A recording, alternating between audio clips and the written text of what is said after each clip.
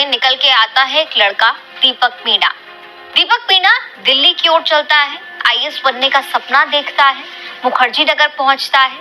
लेकिन एक महीने के अंदर एक दुखद घटना होती है। कई दिनों लापता होने के बाद मिलता है दीपक मीणा का शव। पुलिस कहती है कि ऐसा लगता है प्राइमा फेसाई कि दीपक ने अपनी जान खुद ली है, लेकिन परिवार वाले इस बात को स्पष्ट रूप से कहते हैं कि हमें लगता है दीपक को किसी ने मारा है, साजिशन तौर पर मारा है।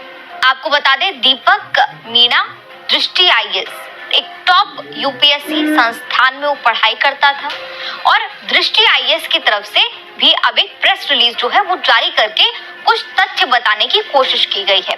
वो तथ्य एक बार आपको बता देते हैं। ये प्रेस रिलीज है जो दृष्टि आईएएस की तरफ से जारी की गई। 24 सितंबर को ये प्रेस रिलीज जारी की गई थी और 9 बातें पॉइंट्स में जो है वो दृष्टि आईएएस की तरफ से कही गई पूरे प्रकरण को लेकर। कब दीपक मीणा ने दृष्टि आईएएस ज्वाइन किया और अब कैसे दिल्ली पुलिस के साथ दृष्टि आईएएस जो है वो सहयोग कर रहा है, ये बातें इस प्रेस रिलीज में जो है वो सामने आती हैं। सबसे पहले दृष्टि आईएएस की तरफ से शोक प्रकट किया जाता है दीपक मीणा और उसके परिवार की तरफ। पहली बात कही जाती है, दीपक कुमार मीणा मुख्य परीक्षा 2024 की तैयारी के लिए 10 जुलाई 2024 से हमारे साथ जुड़े थे। दीपक 10 सितंबर तक लाइब्रेरी में आकर पढ़ रहे थे। उन्होंने तैयारी के लिए बहुत प्रभावशाली नोट्स बनाए थे। जुलाई और अगस्त में उन्होंने कई टेस्ट दिए थे और उन्हें प्रत्येक टेस्ट में अच्छे अंक मिले थे। पहला प्रयास होने के बावजूद उनकी तैयारी काफी अच्छी चल रही थी।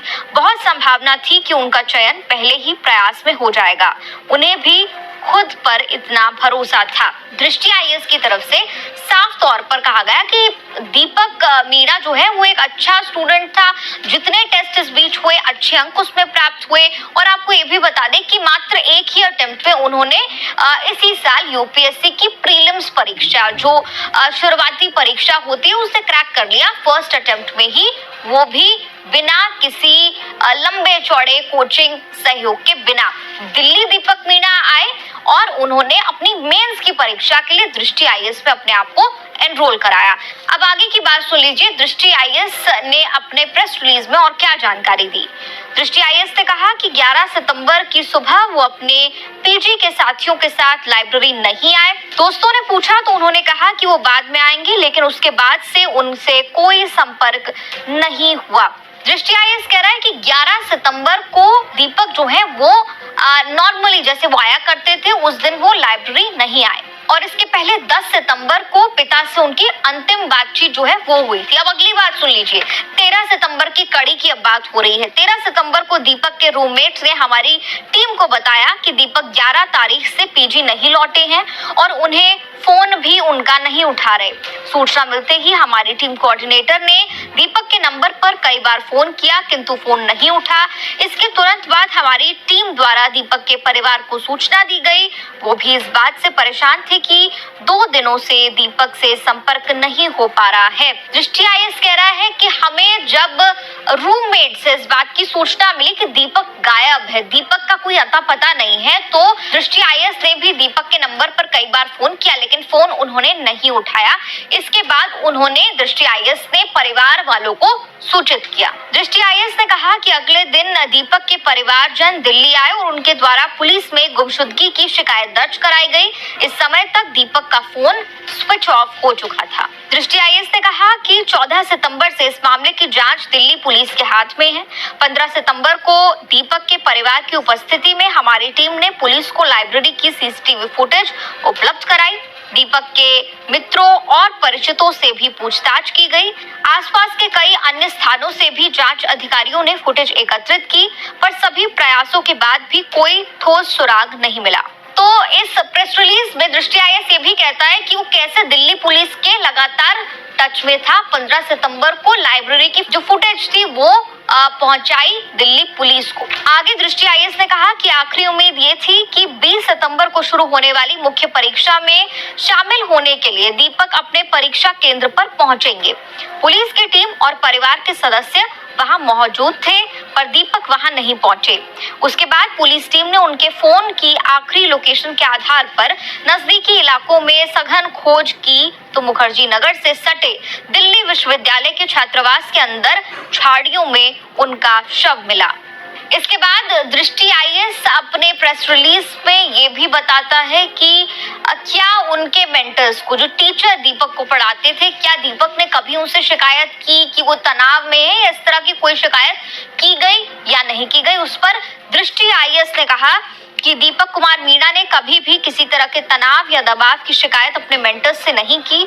उनके मेंटर्स और मित्रों की राय में वो एक विनम्र और अंतर्मुखी विद्यार्थी थे। किसी के साथ उनका विवाद या झगड़ा होने की संभावना नहीं के बराबर थी। तो दीपक के छात्रों की बात पे यहाँ पर दृष्टि आईएएस ने बताया कि जो भी छात्रों से, उनके जो साथी रहे, उनसे जितनी भी बातचीत हुई, उससे यही पता लगा कि दीपक एक अंतर्मुखी, अपने में रहने वाले और खुश मिजाज व्यक्ति थे। अच्छा खासा वो पढ़ाई करते थे, अच्छे अंक भी उन्हें प्राप्त हो रहे थे। किसी से झगड़े की कोई बात, ऐसी संभावना जो है वो ना के बराबर थी। इसके आगे दृष्टि आईएएस ये भी बताता है कि विकास दिव्य कीर्ति, जो कि दृष्टि आईएएस के कर्ता धर्ता है, और दृष्टि आईएएस की तमाम टीम लगातार दिल्ली पुलिस के साथ संपर्क में है। दृष्टि आईएएस ने कहा, हमारे प्रबंध निदेशक विकास सर सहित हमारी टीम के कई सदस्य लगातार दिल्ली पुलिस के संपर्क में हैं। हम पोस्टमार्टम की प्रामाणिक रिपोर्ट की इंतजार कर रहे हैं। इस मामले में जितना भी अपेक्षित होगा हम दिल्ली पुलिस की मदद करेंगे। नीचे अंडरसाइंड है दृष्टि समूह के तरफ से डिप्टी सीओ विवेक तिवारी की तरफ से ये पूरा प्रेस रिलीज जो है वो जारी किया गया है। और इस प्रेस रिलीज से भी जो बातें सामने आती हैं वो ये कि जो उनके परिवार वालों का या जो मित्रों का कहना है, उससे ये लगता है कि दीपक अपनी जान नहीं ले सकता था। ये बात बार बार हर कोई दोहराता हुआ नजर आ रहा है। पढ़ाई में भी अच्छे अंक अर्जित कर चुके थे। दृष्टि आईएएस ने अपने प्रेस रिलीज में यहाँ तक कहा कि उनका चयन जो है वो पहले ही अटेम्प्ट में हो सकता था। अब संदेह इस बात को लेकर उठ रहे हैं कि आखिर दीपक मीणा की मौत हुई, क्या उन्होंने अपनी जान ली या उन्हें किसी ने मारा। जो उनके परिवार वालों की तरफ से लगातार कहा जा रहा है कि साजिशी तरीके से किसी ने दीपक मीणा को मारा है, दीपक के साथ धोखा हुआ है। लेकिन कैसे दीपक पेड़ की तरफ पहुंचा और उसके बाद जो तस्वीर आई वो हम आपको दिखा भी नहीं सकते हैं। आपका इस पूरी रिपोर्ट पर क्या कुछ कहना है, आप कमेंट्स पे लिखकर अपनी राय जरूर बता सकते हैं।